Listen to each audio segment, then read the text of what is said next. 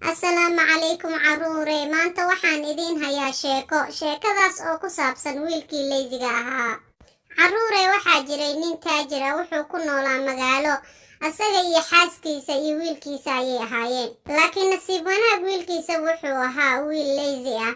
Laakiin aabbaha wuxuu ahaa nin shaqo badan oo aad shaqada u jecel. Ninkii taajirka ahaa subax walba wuxuu u soo kallihi jiray beerihiisa. kadibna wuxuu kormeer ku mari jiray goobihiisa ganacsiga, balse wuxuu aad uga xumaa wiilkiisa leydiga ah. Kadib wiilkiisa ayuu u yimid, wuxuuna ku yiri ka kac aabbo, kaali beerta iga caawi. Wuxuu yiri wiilkii, weli waayo aabbo sug xoogaa ayaan saaxanayaa, weli waaga ma baryine. Laakiinse aabbihii wuu xanaaqay, kaligiis ayaa beerta aaday caruurey. Laakiin nasiib wanaag caruurey, aabbihii wuu xanuunsaday, kadibna wuu geeriyooday. dhimashada aabihiis kadib wiilkii wax mas'uuliyadda caruurey muu iska saarin ganacsigii aabihiis. Isinimada darteeda ayaa ganacsigii hoos u dhac badan ku yimid. Caruurey hooyadiis ayaa u timid wiilkii, waxayna ku tiri, hooyo, waxaan la kulannay khasaaro badan ganacsigii. Wiilkii leydiga ahaa wuxuu yiri, hooyo, aniga maxaan samayn karaa? Aqoon badan aniga ganacsiga uma lihiye. xitaa aniga weligay hooyo uma raacin aabbahay ganacsiga, maxaan ka ogahay wixii dhacay? wiilkii hooyadiis waxay ku tiri, wiilkaygiiyow, hal mid ii samee.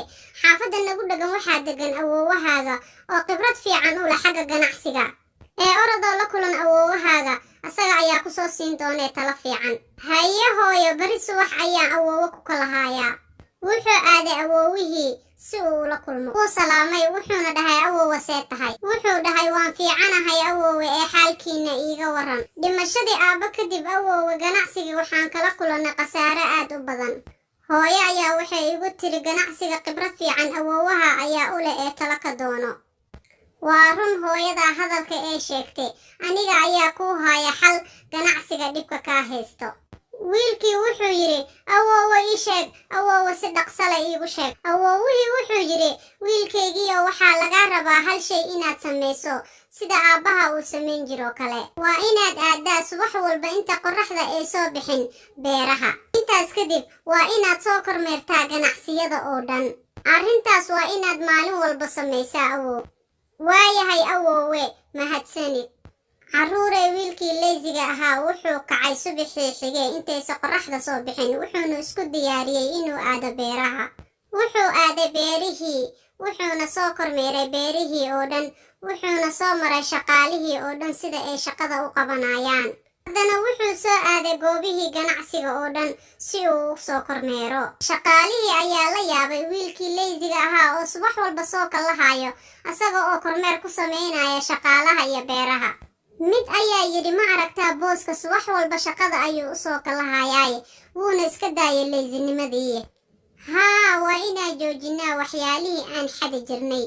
haa, waa sax, dhib ayaa nooga imaan kara, waa inaan iska joojinaa waxa aan xadayna oo dhan. intaa kadib caruurey, shaqaalihii oo dhan xatooyadii way joojiyeen, ganacsigiina khasaarihii oo dhan wuu ka yaraaday.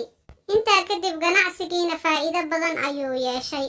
wiilkii iyo hooyadiisna mar kale waxay noqdeen taajiriin.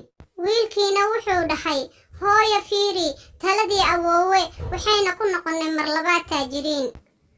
haa hooyo, wiilkayga, waa saxan tahay, orod awoowaha aad ee u soo mahadceli. wuxuu yidhi, waayahay hooyo. wiilkiina wuu soo baxay. wuxuu u yimid awoowihii, wuxuuna ku yidhi, awoowe, aad iyo aad ayaad u mahadsan tahay. waxaad samaysay arrin la yaab leh, ganacsigiina aad ayuu noogu kacay, waxaana na siisa talo fiican. awoowihii wuxuu dhahay, aniga waxba ma samayno wiilkaygiiyow, adiga oo keliya ayaa si fiican u dadaalay. wuxuu yidhi, sabab awoow, aniga maxaan sameeyey? awoowihii wuxuu yidhi, khasaaradii hore ee ku yimid ganacsiga leysinimadaada ayaa sabab u ahayd. horniyad umaadan haynin ganacsiga. shaqaalaha waxay ka faa'iidaysan jireen leysinimadaada, wax walbana way xadi jireen. laakiin hadda maalin walba shaqada ayaad aadaa. tani waxay sababtay inay joojiyaan xatooyadii, ayaga oo ka baqaaya inaad ku qabato wiilkaygiiyo. sidaa darteed ganacsigiinnii ayaa dib u soo laabtay. wiilkii awowgiis markuu dhagaystay, wuxuu ka shallaayay wiilkii caajisnimadii. wuxuu iska daayay caajisnimadii, wuxuuna u soo jeestay shaqo. caruurey, intaas ayay ku eg tahay sheekadeennii. caruurey, waa inaan iska daynaa leysinimada oo mar walba shaqadeenna si fiican u qabsanaa.